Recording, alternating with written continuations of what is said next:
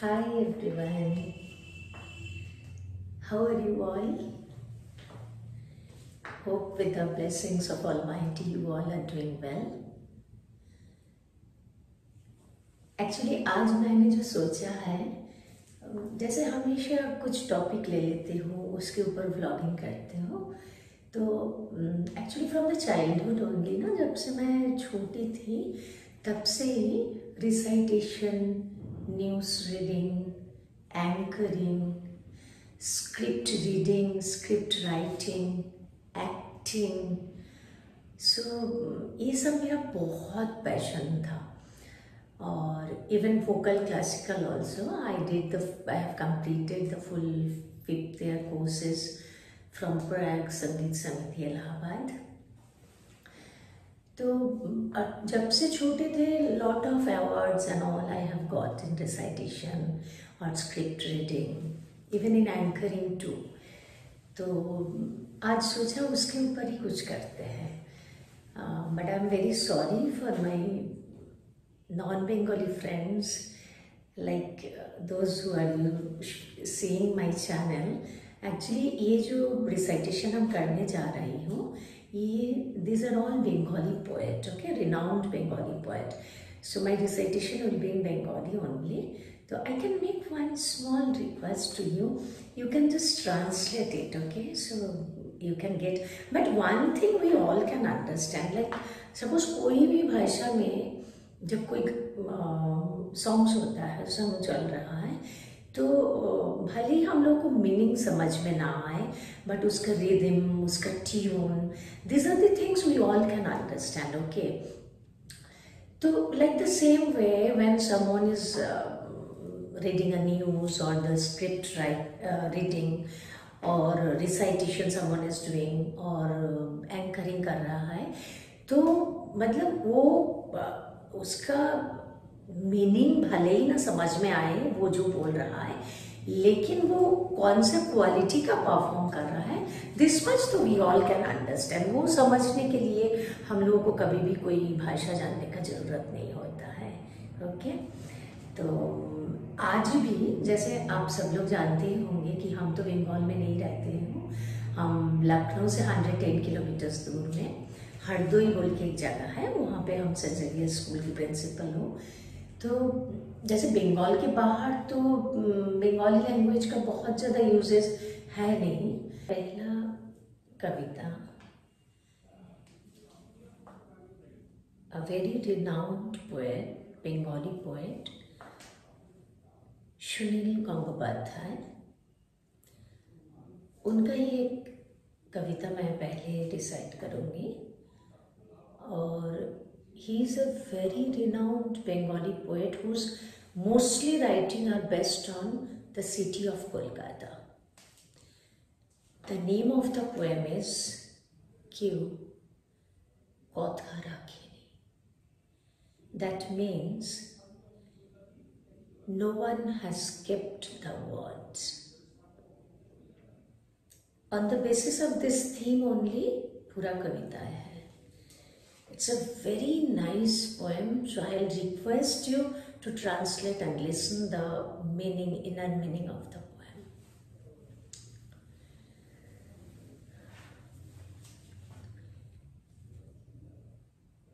কেউ কথা রাখিনি, 33 বছর কাটলো, কেউ কথা রাখিনি। ছোটবেলায় এক অষ্টমী, তার আগমনী গান হঠাৎ থামিয়ে বলেছিল, শুক্লা দ্বাদশীর দিন অন্তরাটুকু শুনিয়ে যাবে। তারপর কত চন্দ্রভোগ অমাবস্যা চলে গেল, কিন্তু সেই অষ্টমী আর এলো না। 25 বছর প্রতীক্ষায় আছি। মামা বাড়ির মাঝি নদের আলী বলেছিল, বড় হও দাদা ঠাকুর, আমি তোমায় 3 প্রহরের বিল দেখাতে নিয়ে যাব। সেখানে পদ্ম ফুলের মাথায় সাপ আর ভ্রমর খেলা খেলা করে। দাদা ঠাকুর, আমি আর কত বড় হব? আমার মাথা এ ঘরের ছাদ ফুঁড়ে আকাশ স্পর্শ করলে তারপর তুমি আমায় 3 প্রহরের বিল দেখাতে নিয়ে যাবে? একটাও রয়্যাল গুলি কিনতে পারেনি কখনো। লাঠি লজেন্স দেখিয়ে দেখিয়ে চুষেছে নস্কর বাড়ির ছেলেরা। ভিখারির মতন চৌধুরীদের গেটে দাঁড়িয়ে দেখেছি ভিতরের আসুৎসব অবিরল রঙের ধারার মধ্যে সুবর্ণ কঙ্কন পরা ফর্সা রমণীরা কত রকম আমোদে এসেছে। আমার দিকে তারা ফিরেও যায়নি। বাবা আমার কাঁধ ছুঁয়ে বলেছিলেন, দেখিস একদিন আমরা। বাবা আজ অন্ধ। আমাদের দেখা হয়নি কিছু। সেই লাঠি লজেন্স, সেই রাস উৎসব, সেই রয়্যাল গুলি আমায় আর কেউ ফিরিয়ে দেবে না। বুকের মধ্যে সুগন্ধি রুমাল রেখে বরুণা বলেছিল, যেদিন আমায় সত্যিকারের ভালোবাসবে সেদিন আমার বুকেও এরকম আতরে গন্ধ হবে। ভালোবাসার জন্য আমি হাতের মুঠোয় প্রাণ দিয়েছি। দুরন্ত ষাঁড়ের চোখে বেঁধেছি লাল কাপড়। বিশ্ব সংসার তন্ন তন্ন করে খুঁজে এনেছি 108টা নীল পদ্ম। তবু কথা রাখেনি বরুণা। এখন তার বুকে শুধুই মাংসের গন্ধ। এখন সে যে কোনো নারী। কেউ কথা রাখেনি। 33 বছর কাটল, কেউ কথা রাখে না। I'm just telling you the gist of the poem. Last 33 years में बहुत लोग बहुत कुछ प्रॉमिस करके गए थे, लेकिन किसी ने कोई बात नहीं रखा। That is the inner meaning of the poem. And my दूसरा वाला जो कविताएं हैं वो एकदम डिफरेंट टेस्ट की है। It is based on a life of a soldier जो युद्ध में गए हैं। युद्ध खत्म हो चुका, वो भी थक चुके हैं, टायर्ड, पैर और आगे नहीं बढ़ रहा है। वापस आ रहा है घर में, लेकिन उनको ये पता है कि कोई वहाँ पे है नहीं उनको वेलकम करने के लिए, क्योंकि उनको तो पता ही नहीं उनका घर वाले कहाँ है।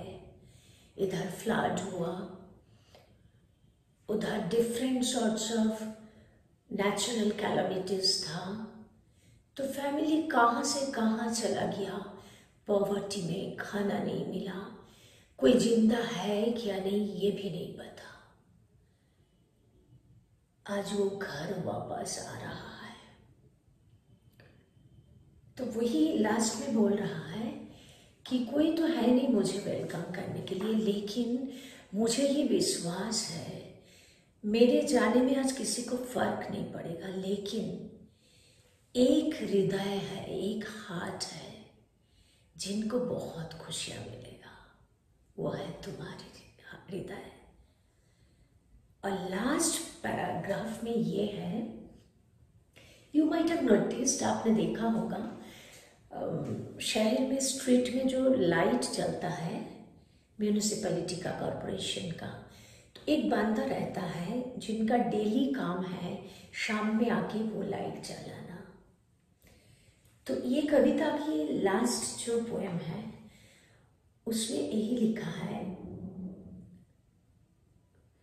कि मुझे लग रहा है हम एक वो लाइट वाला ही है जो एवरीडे इवनिंग में लाइट जलाते रहते हैं पूरा शहर में, लेकिन जिनके घर में लाइट ही नहीं है, उनका क्षमता ही नहीं है, कैपेबिलिटी नहीं है घर में इलेक्ट्रिसिटी लाने का।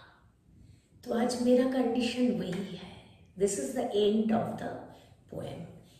You must listen and I'll request you to translate and listen. जितना पॉसिबल था मैंने कोशिश की आपको समझाने का। और certainly I would like to get your comments in the comment box, because मैंने बार बार यही चीज़ बोलती हूँ कि आप लोगों के कमेंट्स मेरे लिए बहुत वैल्यूएबल है। I give due respect to each and every feedback, whatever I'm getting over there, in WhatsApp status, in Facebook, in Instagram, in YouTube. So please let me know your feedback in the comment box. আমার দ্বিতীয় কবিতা, मेरा second जो poem है वो very renowned, very famous poet, name is Shukanto Bhattacharya.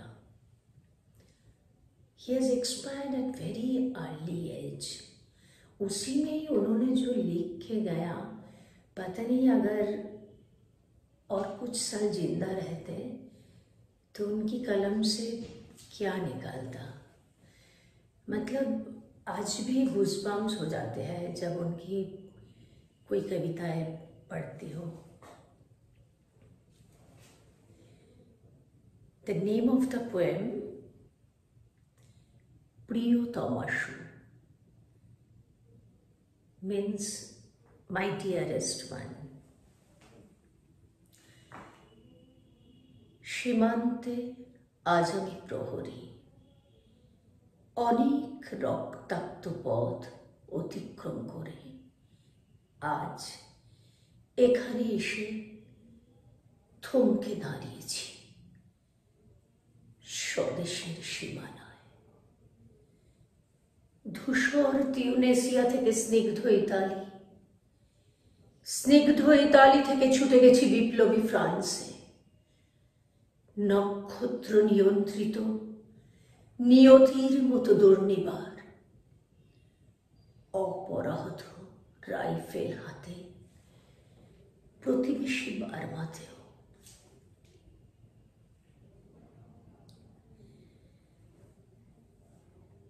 আজ দেহে আমার সৈনিকের কড়া পোশাক, হাতে এখনো দুর্জয় রাইফেল, রক্তে রক্তে তরঙ্গিত জয়ের আর শক্তির দুর্বহ দম্ভ।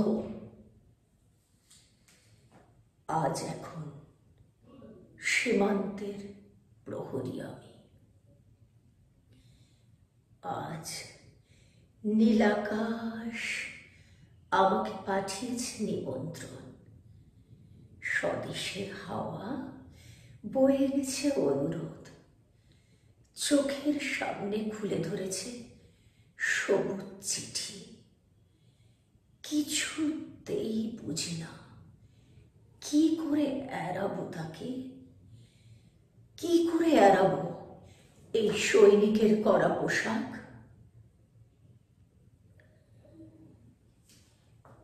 যুদ্ধ শেষ, মাঠে মাঠে প্রসারিত শান্তি। চোখে এসে লাগছে তারই শীতল হাওয়া। প্রতি মুহূর্তে স্লথ হয়ে আসে হাতের রাইফেল। গা থেকে খসে পড়তে চায় এই কড়া পোশাক। রাত্রে চাঁদ ওঠে, আমার চোখে ঘুম নেই।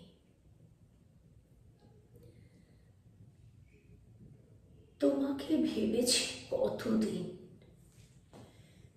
কত শত্রুর পদক্ষেপ শোনার প্রতীক্ষার অবসরে, কত গোলা ফাটার মুহূর্তে।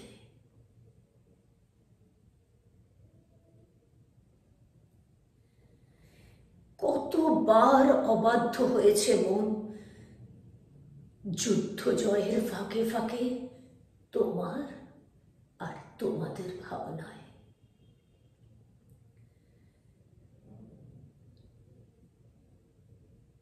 তোমাকে ফেলে এসেছি দারিদ্র্যের মধ্যে, ছুড়ে দিয়েছি দুর্ভিক্ষের আগুনে, ঝড়ে আর বন্যায়, মারি আর মরকের দুঃসহ আঘাতে। বারবার বিপন্ন হয়েছে তোমাদের অস্তিত্ব, আর আমি ছুটে গেছি এক যুদ্ধক্ষেত্র থেকে আরেক যুদ্ধক্ষেত্রে। জানি না আজও আছো কি নেই, দুর্ভিক্ষে ফাঁকা আর বন্যায় তলিয়ে গেছে কিনা ভিটে, জানি না তাও। তবু লিখছি তোমাকে আজ, লিখছি আত্মভর আশায়। ঘরে ফেরার সময় এসে গেছে, জানি আমার জন্য কেউ প্রতীক্ষা করে নেই, মালায় আর পতাকায়, প্রদীপে আর মঙ্গল ঘটে। জানি সম্বর্ধনা রটবে না লোকমুখে, মিলিত খুশিতে মিলবে না বীরত্বের পুরস্কার। তবু একটি হৃদয় নেচে উঠবে আমার আবির্ভাবে, সে তোমার হৃদয়। যুদ্ধ চাই না আর, যুদ্ধ তো থেমে গেছে। পদার্পণ করতে চায় না মন ইন্দোনেশিয়ায়। আর সামনে নয়, এবারে পেছন ফেরার পালা। পরের জন্য যুদ্ধ করেছি অনেক। যদি প্রশ্ন করো এত যুদ্ধ করে পেলাম কি, উত্তর তার তিউনেসিয়ায় পেয়েছি জয়, ইতালিতে জনগণের আনন্দ, ফ্রান্সে পেয়েছি মুক্তির মন্ত্র, আর নিষ্কণ্টক বার্মায় পেলাম ঘরে ফেরার তাগাদা। আমি যেন সেই বাতিওয়ালা, যে সন্ধ্যায় রাজপথে পথে বাতি জ্বালিয়ে ফেরে, অথচ নিজের ঘরেই নেই যার বাতি জ্বালার সামর্থ্য। নিজের ঘরেই জমে থাকে দুঃসহ अंधकार। साथ में रहिए, बहुत सारी डिफरेंट चीज़ हम आपके सामने ले आएंगे, and I hope you all will enjoy, you all will like it. Thank you so much for watching my channel, and if you like my channel, please like, share and subscribe.